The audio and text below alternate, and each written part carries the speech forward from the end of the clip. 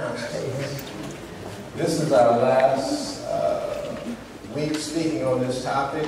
Reverend Lisa and I have been speaking to you all month long, and I know that everybody in here has a renewed consciousness.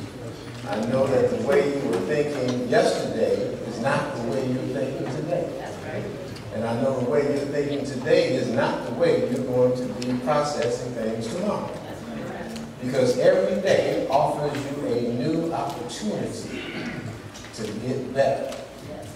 I had an old high school football coach once, and I think I may have mentioned this to you at some time in the past. He taught me my very first affirmation. But at Fremont High School, we were kind of cool. Didn't want to do anything or say anything to mess with that cool vibe and that demeanor that we had worked so hard to get. So when this coach named Virgil Grant showed up out of Arizona, we called him Three Natural Grant. Because he had an afro out here, but he had that little bald patch right here. We called him Three Natural Grant. And Three Natural Grant made us say something before every practice and after every practice, and before every game and after every game. And that statement was, every day and every way we get better and better. Hey, every day and every way we get better and better. Hey, every day and every way we get better. Great cheer. It's an affirmation. But when you're cool, you don't go around saying every day. That sounds like something on the other side of town they would say. So we resisted at first. And then we started winning all the games. We saw ourselves every time we came to practice getting better and better and better every day in every way. So that corny statement became an affirmation for all of Fremont High School as it pertained to sports. And what we did, we kicked butt. So you're no different. Every day and every way you have to get better and better.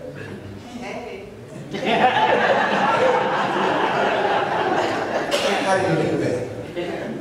By changing your mind, by thinking about what's possible, the potential that God has given you to be all that you can be. And even if you're cool with what you are, there's more that you can be. So our mother, Reverend Lisa, and I have been talking to you about the renewed consciousness. And to simplify things for you, the renewing of one's consciousness is simply choosing a way of thinking that produces a different way of perceiving that results in a better way of living. Did you get that? Simply choose a different way to think. That new thought will produce a different way of perceiving the events of your life. And that will result in a better way of living. It's how you perceive things determines how you feel about it, right? And Reverend Lisa told you last week, it's our feelings that dictate our experiences. How you feel is determined by your perception. All of us desire to experience a better way of life. Whether your perception today of your circumstances is good, or whether your perception is not so good, we want to live not just a better life, but we want to live an everlasting life. That's why you're here today. That's why you come to church every Sunday. Some of y'all once a month. But that's why you come to church. That's why you get up and go to work or do whatever it is you do on a weekly basis to sustain yourself. Because you want a better life. That's why you go out into the world and make relations and friends and connections. Because you want a better life. You see, when you renew your consciousness, you change your mind. And when you change your mind, you open up your heart.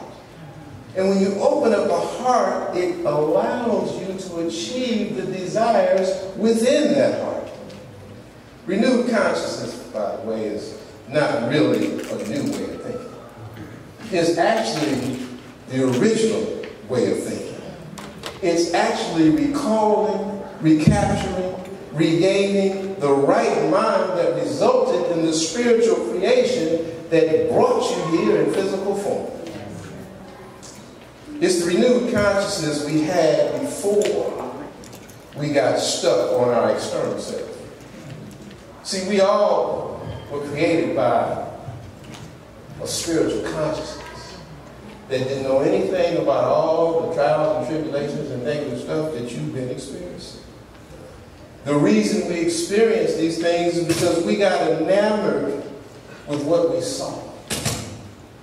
We started paying more attention to how we felt.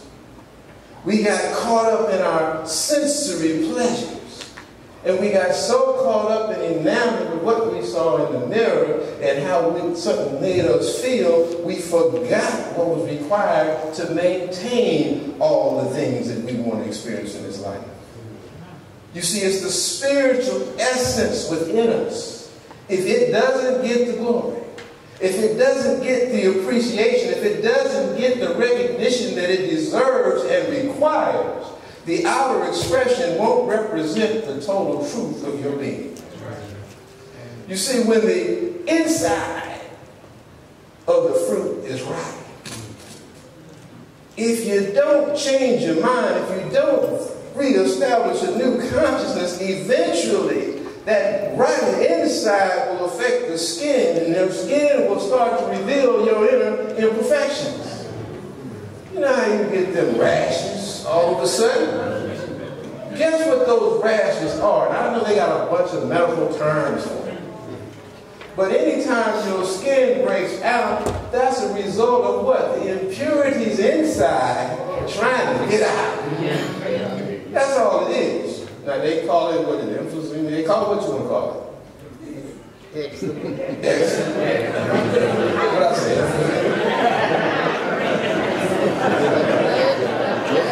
All right. Look. Before y'all laugh, man, I understand something. You know what you're saying. You know, I got whatever education or education I could get. But I already told you, at least they taught me a good affirmation.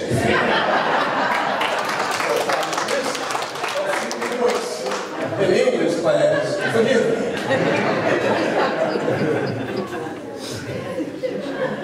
But you see, when we have that renewed consciousness, it puts our spiritual understanding before our material desires.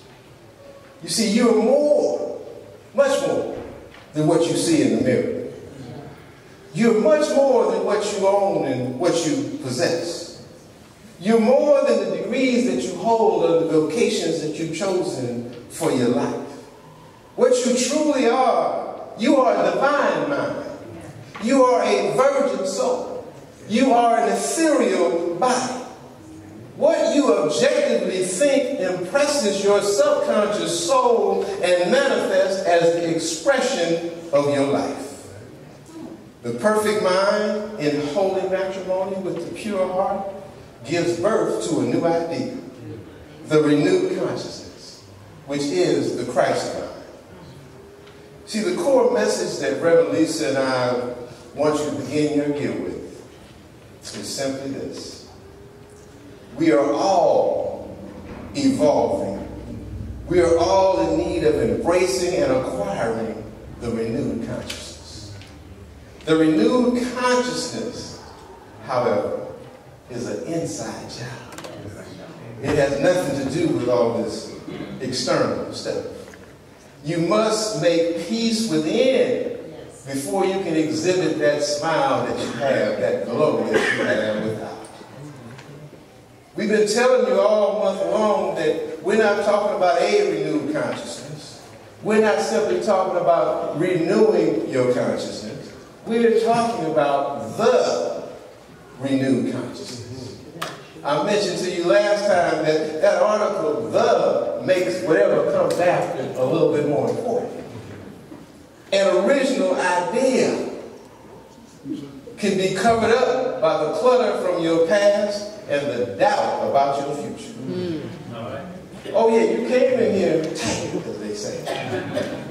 But the clutter from your past and the doubt about your future can cover up the original idea that God created as you. Reverend Lisa mentioned to you last week, she says, y'all need to get rid of the junk. Some of y'all need to call 1-800-GOT.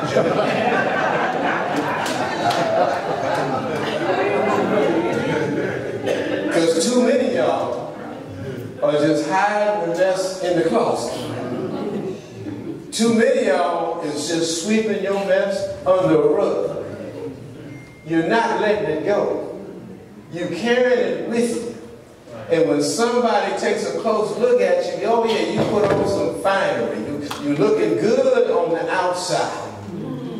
You got on your best suit, your best dress, your best earrings and everything else. But you forgot to bathe. You forgot to do the important stuff. You understand what I'm saying? Now I'm giving you physical examples. But we're talking about a spiritual cleaning. That's right. We're talking about removing all the mess that we've been carrying around on the inside in order for us to have a greater experience on the outside. You see, when we renew something, we are reaffirming an action of bringing back our spiritual truth. And this action that we take, how many of y'all know that everything you've accomplished in your life took an action on your part? There is nothing that you have experienced, nothing you possess, nothing that you have made a part of your life that you did not have to do something to make it happen. Even if somebody just walked up and decided they was going to give you a check for $100,000, you had to open up your hand and check.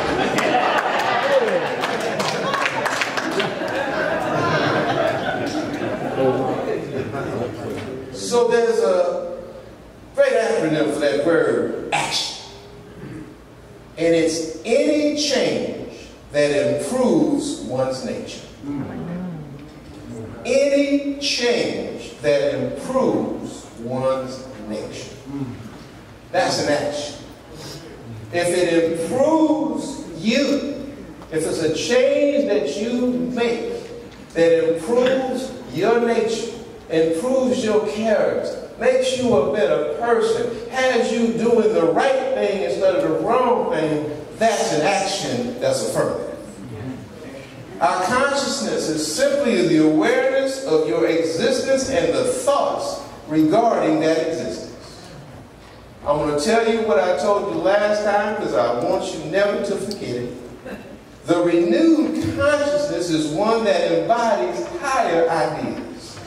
The renewed consciousness is one that recognizes more of your truth. The renewed consciousness is one that realizes you have an inseparable relationship with God.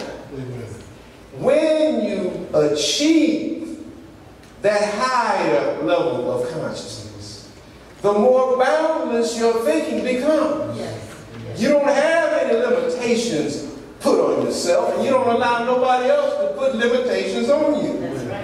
When you have that higher consciousness, the more power you have to design your life. You have that connection, that relationship, that understanding with that divine presence within you that gives you the power and the authority to do what you need to do. The more guided you are by your spiritual Genesis. Now, you know, Genesis means beginning, right? The more you are guided by the mind you had originally before you got all messed up in this worldly stuff. When you reach that higher level of consciousness, you become more like Jesus. When you reach that higher level of consciousness, the more heavenly your life experiences are. You talking about heaven on earth. That heaven on earth takes a mental process.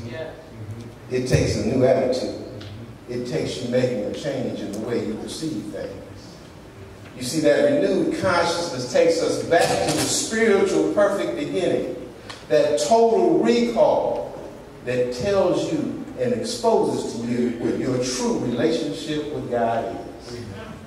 The renewed consciousness can be acquired by accepting what I like to call the universal Christ consciousness that was manifest as Jesus.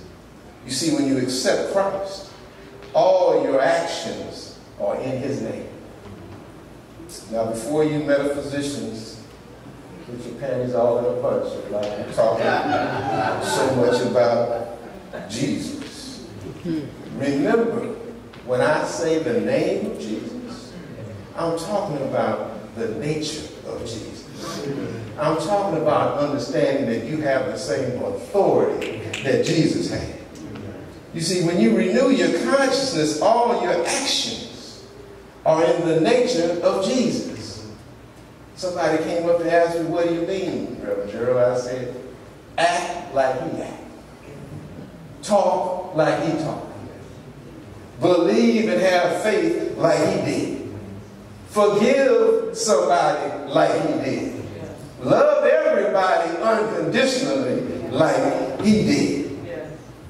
Everything you think, everything you speak, everything you do, if you do it in Christ, the desires of your heart will come into existence in your life. John 14:13 says this, it says, ask in my name and I will do it. So the Son will bring glory to the Father.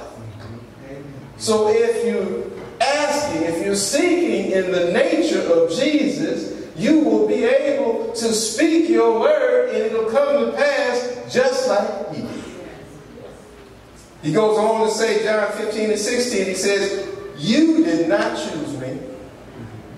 I chose you. Not only did I choose you, I anointed you to bear fruit, that your fruit should abide, so that whatever you ask the Father in my name, whatever you ask the Father in my name, he may give you. Don't matter what it is. But you got to ask it the way I'm asking. You got to believe it the way I believe it. You got to have faith in it the way I have faith in it. You see, to ask is to acknowledge the one God, to seek understanding, and to know that you are it, and you are authorized to have full access of that power. When you ask in that nature, the answer always comes. And that answer is always the same. You have endless possibilities. I said you have endless possibilities. I don't care how long you've been living. I don't care if you're 108 years old or 8 years old. You have endless possibilities. When you understand that Jesus is the perfect representation of the renewed consciousness. Jesus represents your divine self. Jesus is an example of your spiritual self. Jesus is telling you that you have full authority and dominion over yourself. The renewed consciousness is one that chooses to bear fruit. The bearing of fruit is realizing your spiritual truth and living a spiritual life. Ernest Holmes says it this way when he talks about the nature and the man and the expression and the consciousness that Jesus brought. He said, Jesus discerned spiritual truth. Why or how, we don't know. Nor does it make any difference. The world has not produced another example like him in over 2,000 years.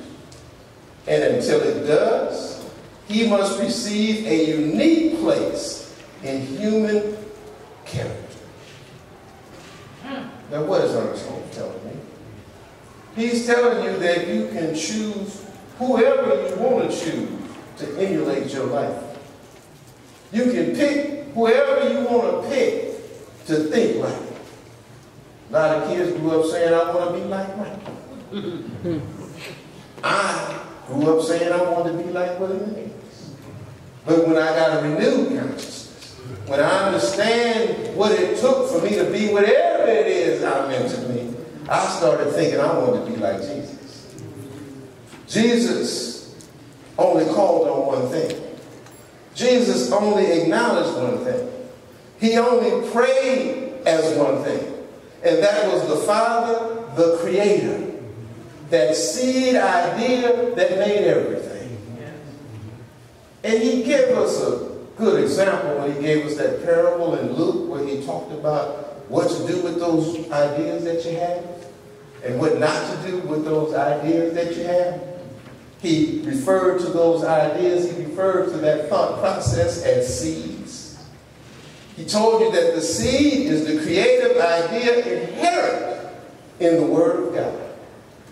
He also went on to say that if you take those creative ideas and you sprinkle them along the roadside, they'll be trampled and eaten up by the birds of unbelief.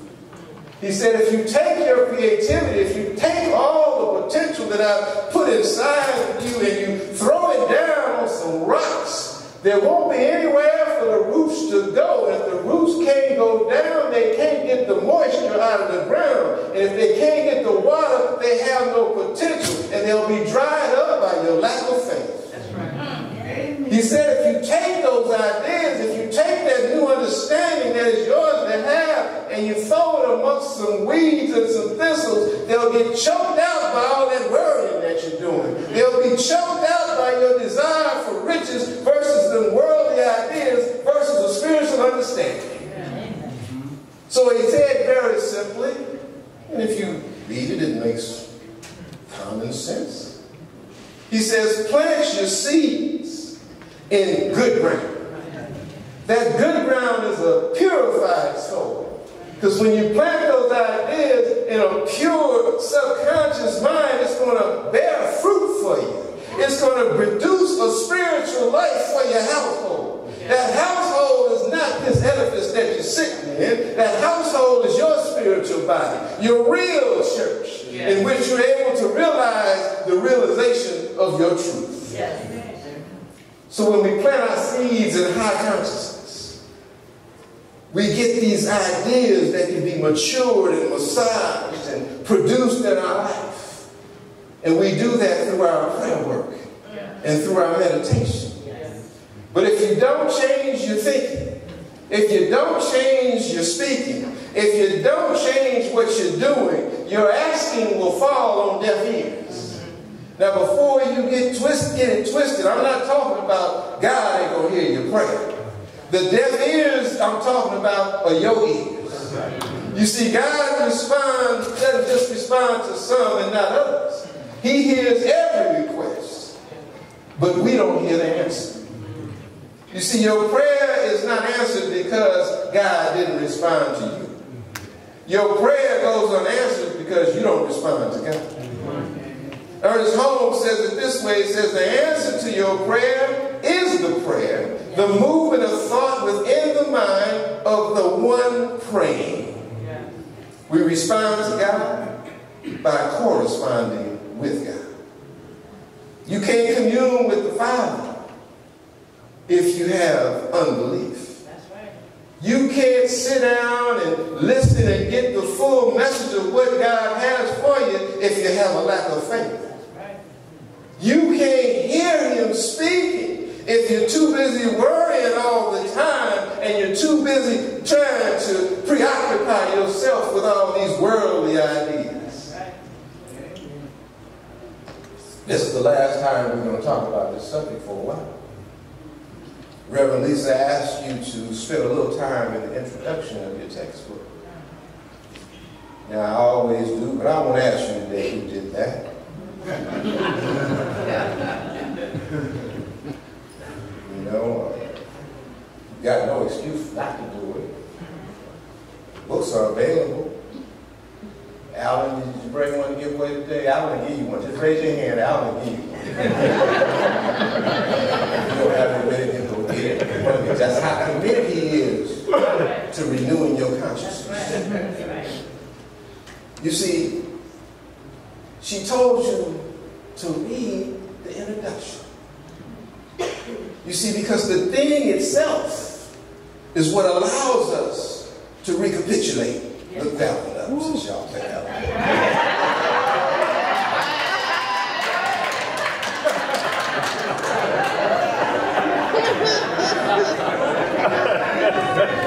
Freedom of education. Anyone who partakes of the nature of the universal wholeness has the authority to ask and receive. Anyone who lines themselves up with that creative process that made everything what it is has the authority to ask and receive. That's what gave Jesus his power. He and the Father were like this. And then it was like this. And you couldn't separate them if you tried. So he had the authority to ask and to receive. But to do so requires the renewed consciousness. The intro also tells you how it works. The way it works is the only thing that sets limits on your demonstration is your belief and your receptivity. That's right. God is and always will be. God has provided everything that you will ever need to do anything that you would ever want to do. But if you don't believe that and you don't receive that, it ain't going to happen. That's why we feel good sometimes and other times we don't feel so good. In life we experience good and sometimes evil because we perceive duality rather than the unity with one God. But the higher our consciousness, the greater the manifestation is. In other words, when you renew your consciousness, when you reach that heavenly state of thinking, all that you desire, boom, shows up and shows out. That's why Reverend Lisa told you, you must think a thing before it can become a thing. Nothing exists in this universe and nothing will that wasn't preceded by a thought from the mind of God. Ernest Holmes goes on to tell us that the mind must conceive before the creative energy can produce. Its nature is to spring into being through our thoughts and our actions. That's the nature of God. It moves when we move it. But it moves based on our thoughts and based on our actions. It will give us as much as we can embody. That's what it does. And that's all it will ever do. Our job is to learn how to use it. And for us to be proficient at using it, we need the renewed consciousness. Ernest Holmes tells us one more thing. He says we should learn to control our thought process and bring them in line with our spiritual reality. We have to think affirmatively, positively, and above all else acknowledge real unity with spirit that is already perfect and complete. You see, here's the reality of the world we live in.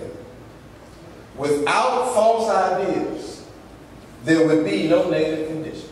The mess that's going on in the world, you can go back as far as you want to go back in history. And you can go forward as far as you want to go forward in what you expect in history. That statement can be applied at any time in history. You can always see what's wrong with the world. The secret is to know what's right with the world.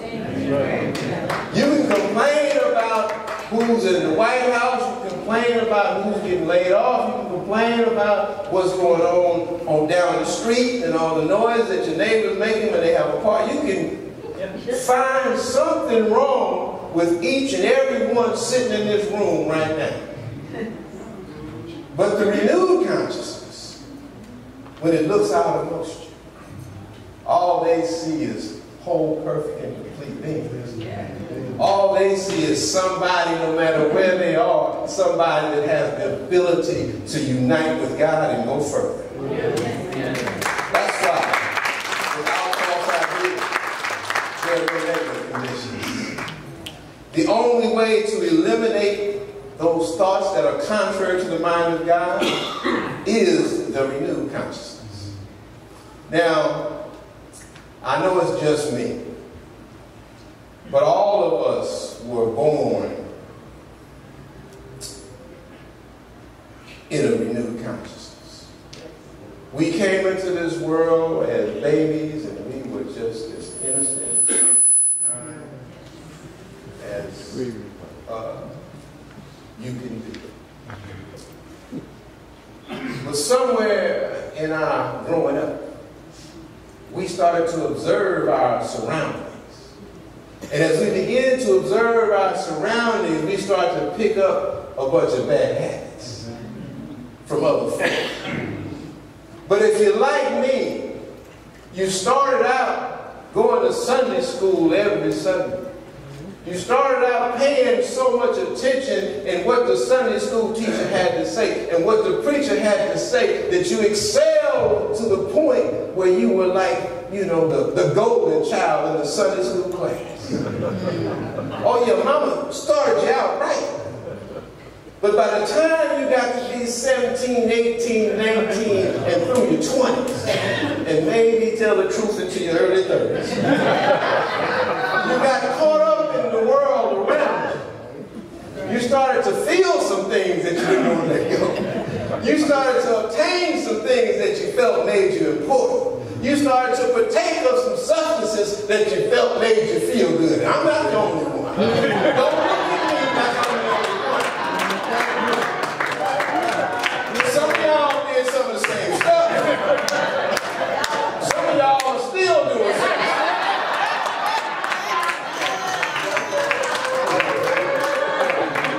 But while I was doing that same stuff, somebody said, you need to go listen to this.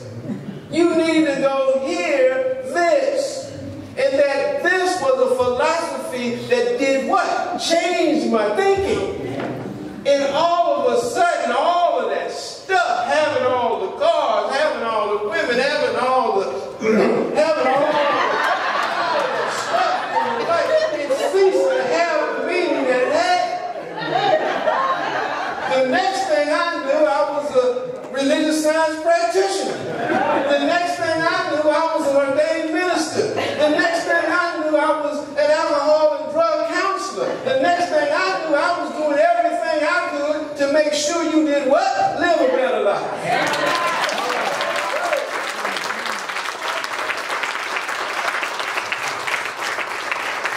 But it was a process.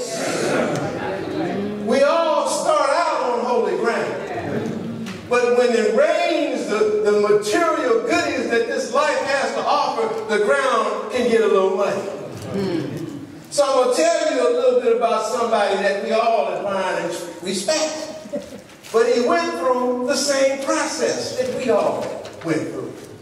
The Bible talks about King David, one of the most respected subjects in the Bible. And I want you to know something. I've told you this before, but I want to remind you. There are all kinds of names of people. Most of them we can't pronounce. There are all types of cities and towns and countries. A lot of them we can't pronounce.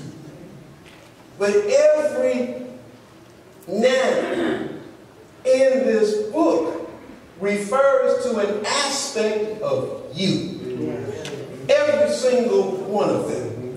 David, no different. The life of David, the thought process that David went through is the same one that you and I are going through. So David being king, David being admired, David being one of the most respected figures in the Bible, represents you after your consciousness has been renewed. That's right. But before your consciousness was renewed, you did some of the same stuff David did. You with me? After he renewed his consciousness, he wrote a whole lot of tunes, put it around in here.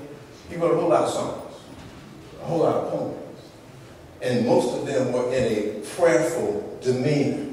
He was praising and thanking God for the realizations that he's come to in Psalms. And in Psalms 51, 6 through 13, he said this. He said, behold, thou dearest truth, and the hidden things of thy wisdom thou hast made known to me. You just found out something.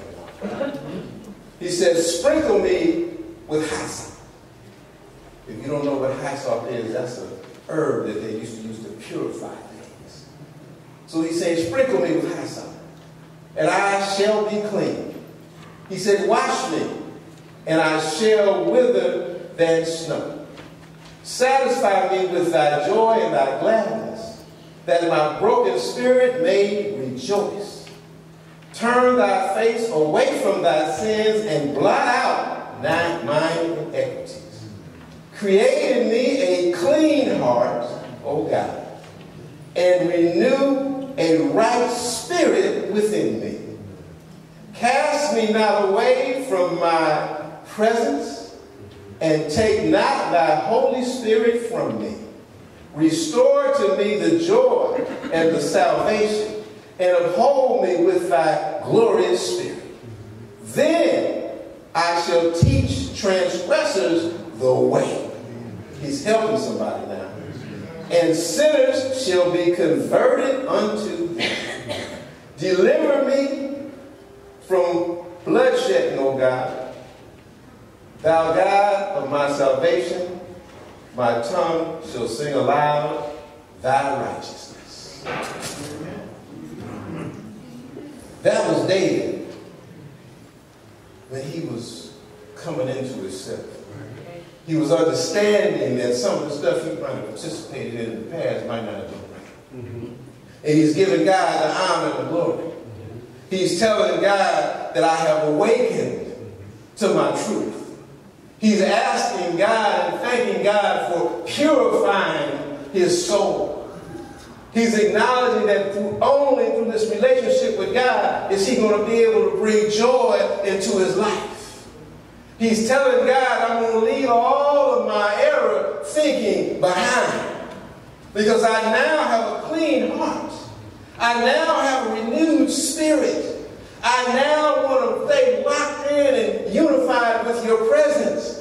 Because when I unify with that inward power of God, it's going to restore my spirit and it's going to put me in a position to help others. Oh, that's a wonderful place to be. That's a man with a renewed consciousness. You see, the renewing of your mind represents the total recall of your spiritual truth that is now in process. But it's not a quick fix, y'all. It takes some time to evolve before you get to a place where you can write songs and poems about how the knowledge that you now have about your true self. Before you get to a point where you can wash away all of your sins and your error thinking. We often do wrong stuff. Just like David, we often commit adultery. And I know y'all have an opinion of what adultery means, but I'm going to fix that just in a minute. David, just like you and I, was born of divine love with a pure consciousness. He was an infant at one time too, musically gifted. He didn't know how to do anything wrong until Saul taught him a few bad things. His father was Jesse. All of this in the line of of the divinity of the one called Jesus. As a matter of fact, Jesse's name represents eternal existence. Some folks called him John. It doesn't tell you who David's mother was, but it insinuates and it gives you a little idea that she hung around with the Ammonite folk. And those folks had a sensual nature and were a little disorderly in their thinking. So when she hooked up with Jesse, it was just like Magdalene hooking up with Jesus. Her whole consciousness changed. And together they gave birth to David. They gave birth to someone that would rise up and one day become king of the community. One day would achieve the highest level of consciousness after he went through a few things. But David is just like you and I, and all descendants of Adam. We're born in a consciousness where some duality mind is surrounding our true spirit. But our natural tendency before we buy into all that stuff going on around us is to be innocent and pure. But then the world teaches us something a little different. When he developed a human character, he started to manifest the limitations of the human consciousness. Our focus on having dominion over our physical and material things began to mask out our spiritual truth. Now you know David's story. One day he was standing out on the patio looking over his kingdom. And he just happened to look at somebody else's window. And he saw this beautiful lady. The Bible refers to her as Bathsheba. But having forgotten his spiritual truth, he saw her in a sensual way. When if he had renewed his consciousness prior to that, he would have saw her as the spiritual fulfillment that her name represents. But it was the external forces of the human will that told Joab to order those lustful desires to kill our spiritual illumination. Those lustful desires told him to go put your spiritual illumination, go put the transformation that you really need, go put that attitude that knows all about God, that's closest to God, put it in harm's way. Because if you put it out there in the world, it just might get influenced too. And when you kill your spiritual illumination, then you're able to take possession of that spiritual enlightenment that it once had. So David got rid of Uriah. And after he got rid of Uriah, he took Bathsheba to himself. But it was a difference when he got her. She ceased to become that sensual desire, and she became that spiritual fulfillment that he was always after. And together they gave birth to Solomon. Together they realized God's love and kingdom was within. Together they renewed a consciousness and developed the mind of the Christ child. Philippians 2:5 says, "Let this mind be in you, which is in Christ Jesus." But here's the good news. The good news is the mind of man is constantly evolving. It's constantly reconnection with the Spirit of God. It's constantly in the process of becoming fully conscious.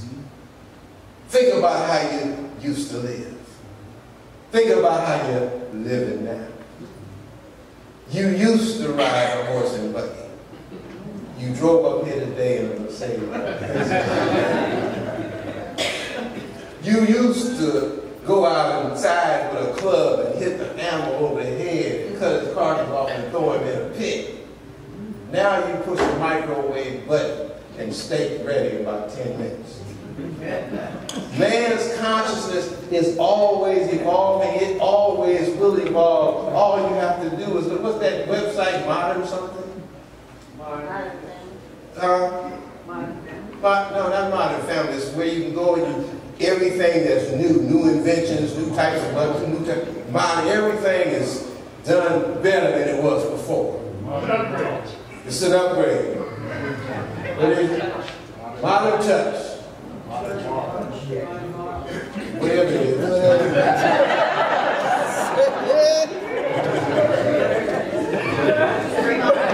If you sit here, if you hang out with us long enough, you're going to see some stuff come up that you're like, whoa, where did they come up with that?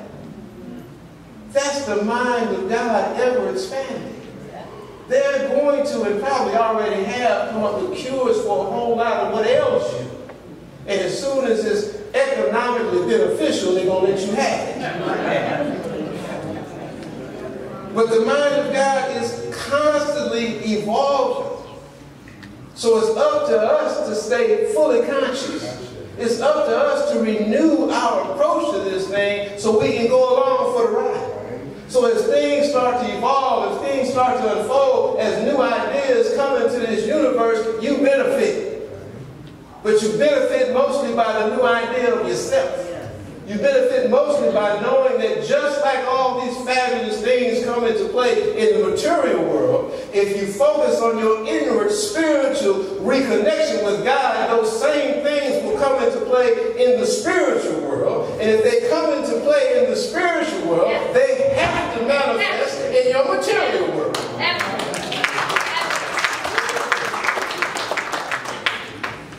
A writer that I appreciate, his name is Walter Scott. He wrote a book called It's All God. Our favorite practitioner, Larry, gave me and Lisa a copy of that book. And in that book, he says this. He says, it's possible to eliminate evil as a secondary cause. He says it's possible for us to live in a nirvana environment where everybody's just locking down, love, peace, and it's possible. It's possible. But he says it's not easy. He says how fast it happens is up to us. They call it in here when Jesus comes back. Everything's going to be all right. When Jesus comes back to your mind, everything is going to be all right. We can continue to live in yesterday and see our human limitations, or we can allow our newly evolved capacities to fully express our divine potential. You see, all of us were made in the image and likeness of God, which means each of us potentially has the capacity to create, the capacity not to just create, not to just procreate, but to create new forms. But to create new forms, to create new opportunities for ourselves, we have to have what? A new idea of ourselves. We all have divine potential. But divine potential and a biscuit will still leave you hungry. It's not about potential. It's about you exercising that power and turning that potential into a product. Turning that potential into something that's going to set you free. You see, until we have a consciousness, until we have an awareness of our creative capacity, until we have a firm grip on our spiritual truth, our lives will continue to be hit and miss. We'll experience success one day and disappointment the next. But with the renewed consciousness, we can see every experience that we've ever had, every one that we're going to have, be it good or bad, takes place for the purpose of making us more conscious beings. So when something's going on with you and you don't particularly like it, you have the power to see the positive that it can bring. Yes. When you come home and the room is empty and all their clothes is gone, you can mope, you can moan, you can cry, or you can say, I got room for somebody else. It's all about your perception of the situation.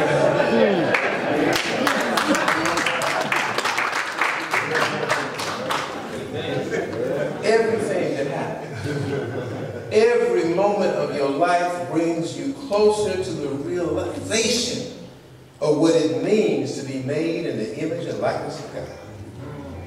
Jesus is a representation of what a fully conscious being looks like. Renew your consciousness. Realize your Christ-like spiritual healing potential. The fully conscious person, you see, doesn't have to think, speak, or do anything to create harmony in their life. The fully conscious person exudes harmony in their life.